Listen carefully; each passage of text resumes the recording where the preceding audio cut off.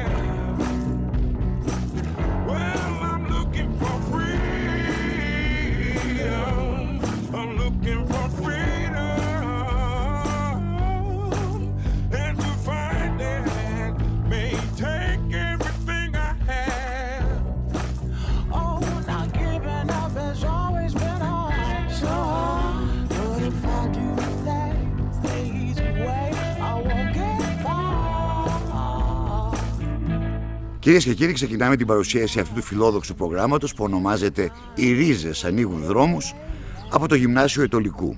Το Ετωλικό, αν δεν το γνωρίζετε, είναι ένα γραφικό νησάκι μέσα στην λιμνοθάλασσα του Μεσολογγίου. Στο σχολείο αυτό οι μαθητές παίρνουν πολύ χρήσιμες δεξιότητες σε ό,τι αφορά 2 τέχνες και τεχνικές. Η πρώτη είναι η υφαντική, φυσικά μέσω των παραδοσιακών αργαλιών που ουσιαστικά έχουν εξαφανιστεί, και δεύτερον μαθαίνουν την τέχνη της χαρακτικής. Ας τα δούμε εν δράση.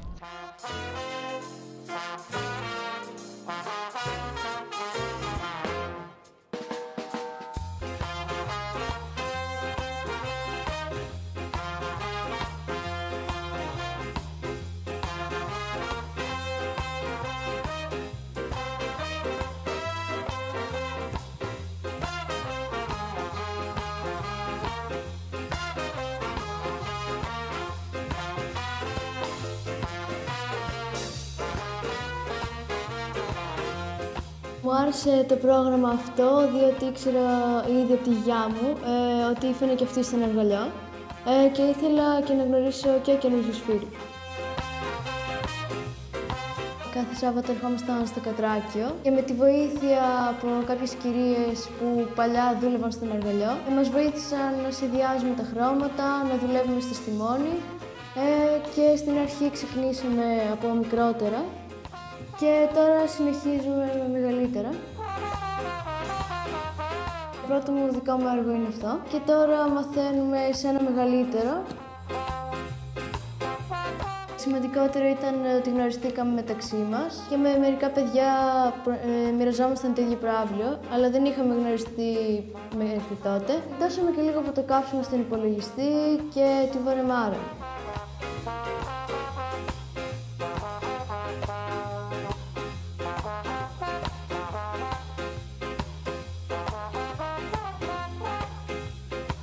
Το πρώτο Σάββατο που κάναμε με την κυρία Τασία, μας έμαθε για τους μικρούς αργαλιούς. Τελειώσαμε με αυτούς και σιγά σιγά θα πάμε στους μεγάλους. Εδώ τα παλιά χρόνια δουλεύανε οι μανάδες μας, οι γονείς μας, τα πάντα. Δουλεύανε αργαλιό για να φτιάσουν, να ζήσουν οικογένειες. Βρήκαμε με το πρόγραμμα αυτό της κυρίας εδώ στο γυμνάσιο Και μπήκαν τα παιδάκια να φτιάσουν αργαλιό, να μην γυρίζουν από εδώ και από εκεί και μέσα στα ίντερνετ.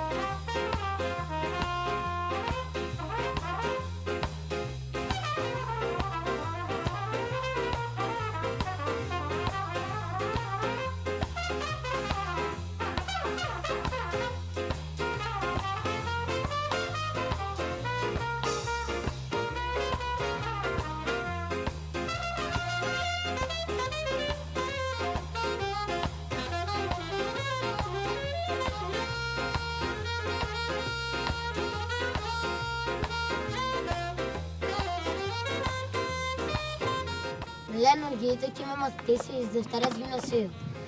Θα σας δείξουμε πώς χαράζουμε σε μια πλάκα που λέγεται λινόλευμ. Με το εργαλείο χαρακτικής θα χαράξουμε το θέμα που μας είχε δώσει ο κύριος Κότσερης, που είναι το μέλλον της ζωής μας.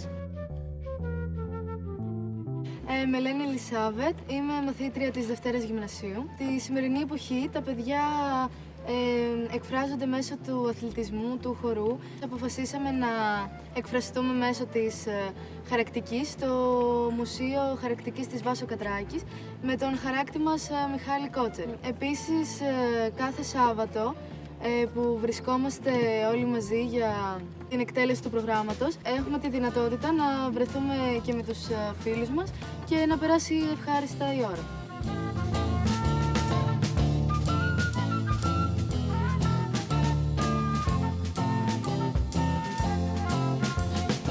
Στο Ιτωλικό έχουμε ένα μουσείο πάρα πολύ σημαντικό, το οποίο προβάλλει τη χαρακτική τέχνη, τα έργα της Βάσους Κατράκη. Όλα αυτά έχουν εδώ συγκεντρωθεί, σε αυτόν εδώ το χώρο, που άνοιξε φέτος για το σχολείο μας και μέσα σε αυτό το χώρο μας πρόσφερε τη Θαλπορή για να εμπνευστούμε και να δώσουμε την ευκαιρία στα παιδιά μας να αποτυπώσουν τη σκέψη τους πάνω σε μία επιφάνεια.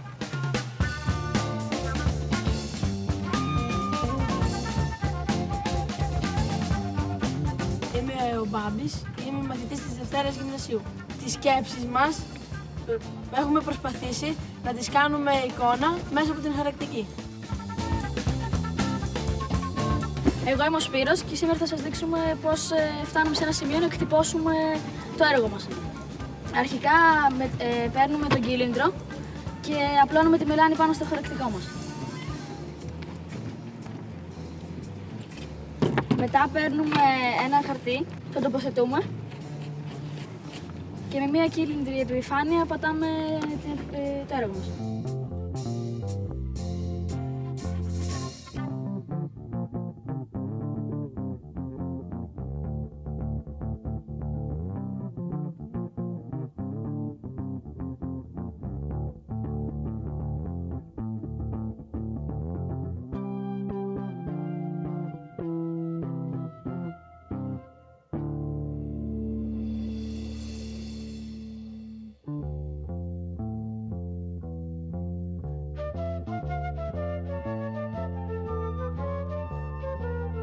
Όπως βλέπετε, κυρίες και κύριοι, το τοπίο πίσω μου θυμίζει λίγο τις φτωχογειτονιές του Χονγκ Κονγκ. Κι όμως βρισκόμαστε στη λιμνοθάλασσα του Μεσολογγίου και μάλιστα υποκαταρακτώδη βροχή. Εδώ σε αυτή την περιοχή τα παιδιά από το Λύκειο Ειρηνοχωρίου θα μας δείξουν πώς κατασκεύασαν μία από τις βάρκες που χρησιμοποιείται εδώ από τους ψαράδες.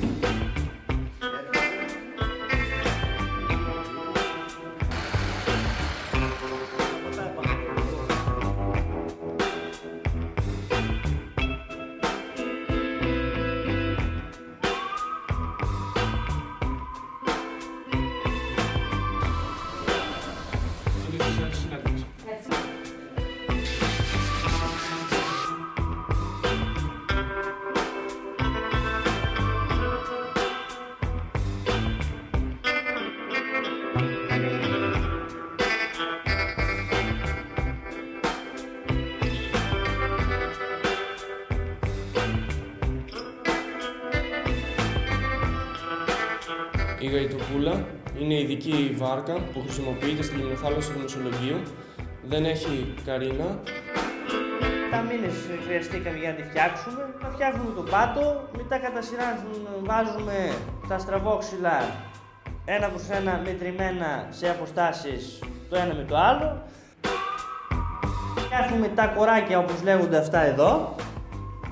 Μετά στη συνέχεια περνάμε το πέτσωμα το εξωτερικό. Για να φτιαχτεί το πέτσωμα χρειάζεται πρώτα να βάλουμε το ξύλο επάνω έτσι ώστε να πάρει το σχήμα και την κλίση που έχει η γαϊτά από τη μεριά, από τα πλαϊνά δηλαδή. Λοιπόν είναι για ένα άτομο, για ψάρεμα πιο πολύ χρησιμοποιούν, έτσι παλιότερα χρησιμοποιούσαν και για μεταφορικό μέσο.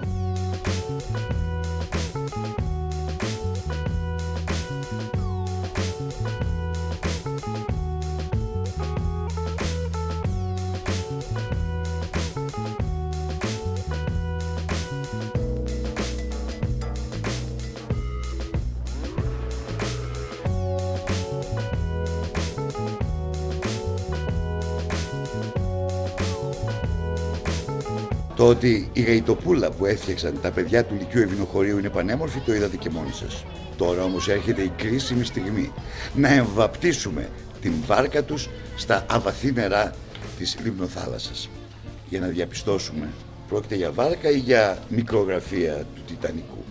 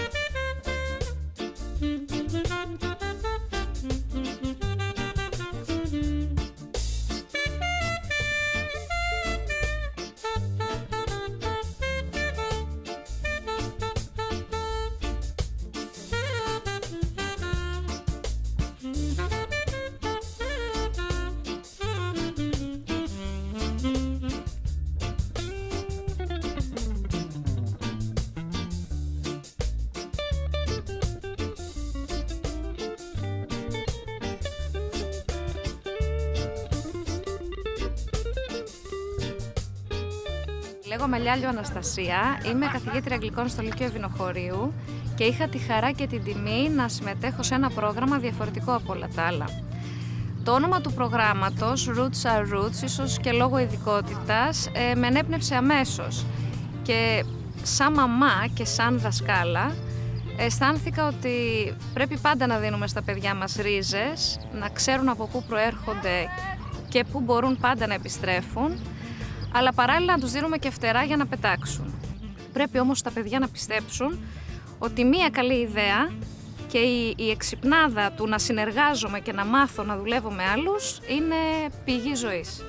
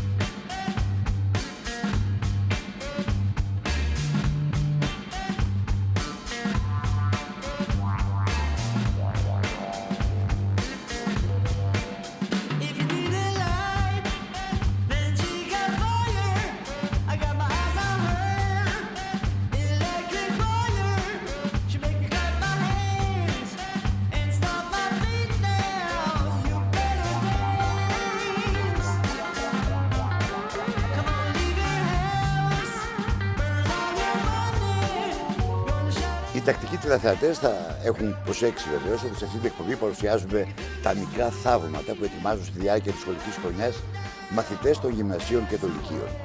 Αυτή τη φορά όμως θα κάνουμε μια μικρή εξαίρεση. Με μεγάλη χαρά βρεθήκαμε στο δεύτερο δημοτικό του Μεσολογγίου, όπου εδώ οι πιτσιρικάδες θα μας παρουσιάσουν μια μέθοδο ψαρέματος που χρησιμοποιούσαν πολύ παλιά οι επαγγελματίες της περιοχής, μια μέθοδο που δυστυχώς έχει σχεδόν εκλείψει.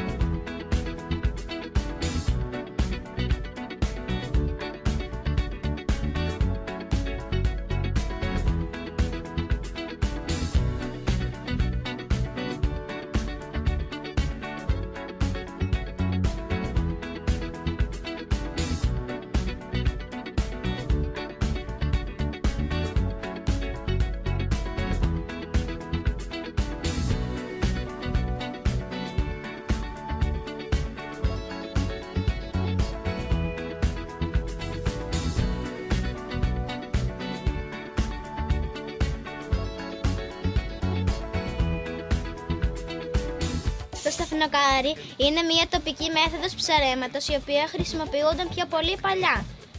Τώρα δεν χρησιμοποιείται και πολύ και είναι στα πρόθυρα της εξαφάνισής της. Το σταφνοκάρι είναι μια επίπεδη βάρκα ή γαΐτα η οποία έχει πάνω δύο ξύλα, την τέμπλα και τη φούρκα. Η τέμπλα στηρίζεται στη φούρκα, η οποία φούρκα έχει ένα σχήμα σαν πυρούνι. Για να πέσει το δίχτυ στη θάλασσα πρέπει ο ψαράς να βγάλει το γάντζο και έτσι να σπρώξει την τέμπλα προς τα πάνω ώστε να βυθιστεί το δίχτυ. Περιμένει για περίπου 2-3 λεπτά και μετά κάνει προς τα κάτω την τέμπλα ώστε να σηκωθεί το δίχτυ και να δούμε πόσα ψάρια έχει μαζέψει. Η πέμπτη τάξη του δεύτερου Δημοτικού Σχολείου Μεσολογγίου ασχολήθηκε με μια παραδοσιακή μέθοδο ψαρέματος του σταφνοκαριού. Έμαθαν τα παιδιά τον τρόπο με τον οποίο ψαρεύουν και κατόπιν συζήτησαν για τα προβλήματα που έχουν δημιουργηθεί στην λιμνοθάλασσα με την ρύπανση, με την μείωση των αλλιευμάτων, αλλά δεν έμειναν εκεί. Ήρθαν σε επαφή και με σύγχρονες μεθόδους αλλιείας, έμαθαν να μαγειρεύουν ψάρια και παραδοσιακές συνταγές του Μεσολογγίου, έγραψαν παραμύθια, ζωγράφισαν για το σταφνοκάρι μαζί με τον Βασιλό Ηλίο που είναι ο δάσκαλος των καλλιτεχνικών στο σχολείο μας, αλλά πάνω απ' όλα ήταν δημιουργικά και πέρασαν πολύ όμορφα, όπως και θα βλέπετε και μόνοι σας.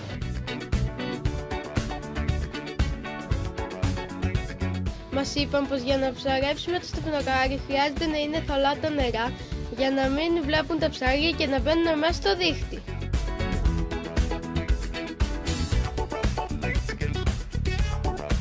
Οι ψαράδες του Μεσολογγίου και του Ετωλικού μας είπαν ότι με το σταφνοκάρι μπορούν να ψαρέψουν λαβράκια και κεφάλια. Πώς έγινε αυτό το σύστημα εδώ πέρα και έχει και τόσο μεγάλη η αλατότητα? Αυτό το σύστημα εδώ πέρα έγινε από τους δύο ποταμούς. Εκατοντάδες χρόνια διαδικασίας εξελικτικής.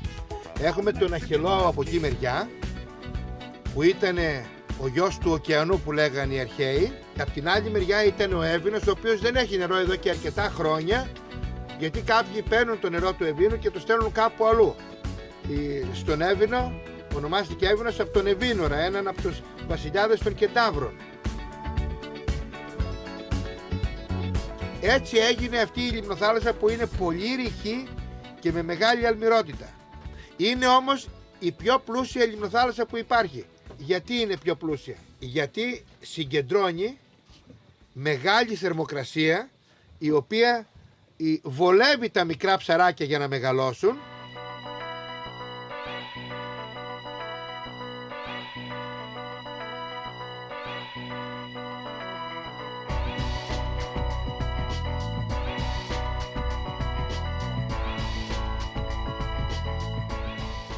Η πρωτοβουλία «Οι Ρίζες ανοίγουν δρόμους» ξεκίνησε πριν περίπου ένα χρόνο. στόχος της πρωτοβουλίας είναι να σχεδιάζει και να οργανώνει βιωματικές δράσεις και διαδρομές. Αποφασίσαμε λοιπόν ως πρώτο πρόγραμμα να ασχοληθούμε με τα επαγγέλματα της περιοχής μας που χάνονται. Γι' αυτό το λόγο θέλαμε να εξοικειώσουμε μικρούς και μεγάλους μαθητές με την τέχνη του καραβομαραγκού, της υφάντρας του ψαρά και όλα αυτά να τα αντίσουμε με μια τέχνη με βαθιές ρίζες στο αιτωλικό, την τέχνη της χαρακτικής. Το έργο Roots are Roots, οι ρίζες ανοίγουν δρόμους, υποστηρίζεται από το πρόγραμμα START, Create Cultural Change, ένα πρόγραμμα του Ιδρύματος Robert Bosch, το οποίο συνεργάζεται με το Ινστιτούτο Γκέτε Θεσσαλονίκης.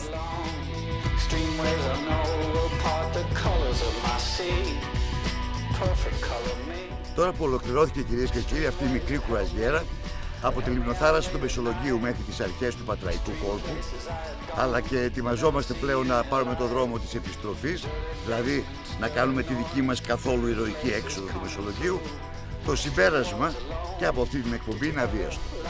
Τα παιδιά είμαστε εντάξει! Συμφωνώ και υπογράφω. There's always room in life for this. Oh, baby.